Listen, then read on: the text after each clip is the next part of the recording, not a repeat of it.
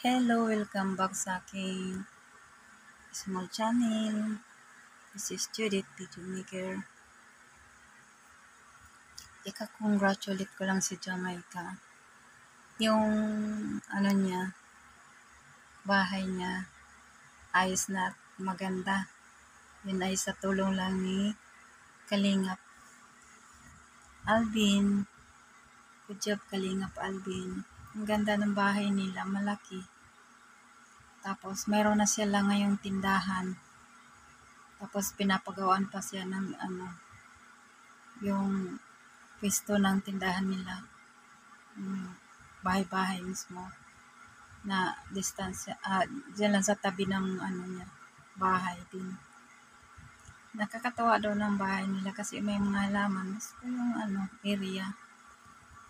Tapos, yung nanay ni Jamaica, sabi pa ni kapatid niya, ngiting tagumpay daw. Kasi tuwang-tuwa sila sa mga dala ni Kalingap Alvin na ang daming bigas, saka ang daming mga paninda. Magtitinda sila ng bigas at mga groceries. Ayos din saka maganda din yung pala.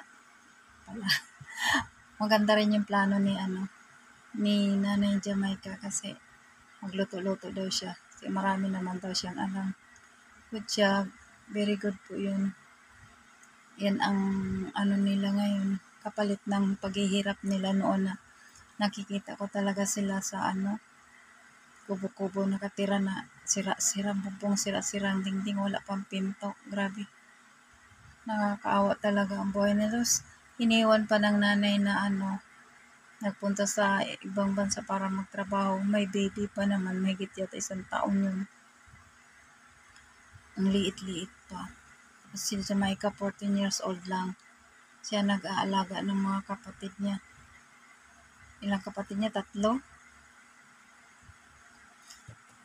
Tapos yung bunso ay maliit pa. Gagatas pa. Tapos ang kakaawa talaga. Gusto niya mag-aral. Wala namang magbabaon. Walang uniform. Unang nakita ni Kalingap Alvin, nangihingi lang siya ng damit sa pagkain. Tapos hindi niya akalain na ganun babayan siya ni Kalingap Alvin ng ang ganda. Tsaka ang laki. Sobrang tuwa, sobrang pasalamat. Abot langit ang pasalamat niya. Tsaka yung nanay niya sa abroad, muntik pa mapahamak. Kaya pinauwi din niya ni Kalingap Alvin. Laking na tulong din Kalingap Alvin dun sa kanila.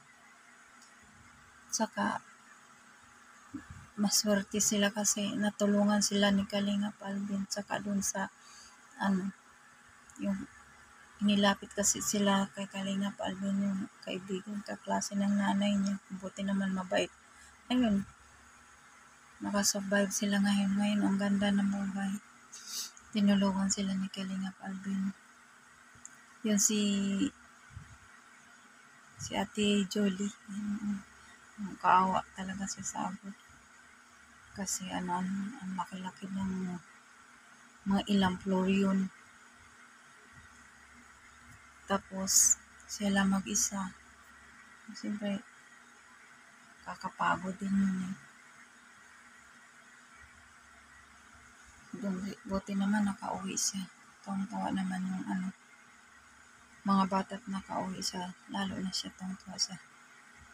Saka nakita niya ang bahay pag-uwi niya. Ang ganda ng bahay. Tuwang-tuwa siya.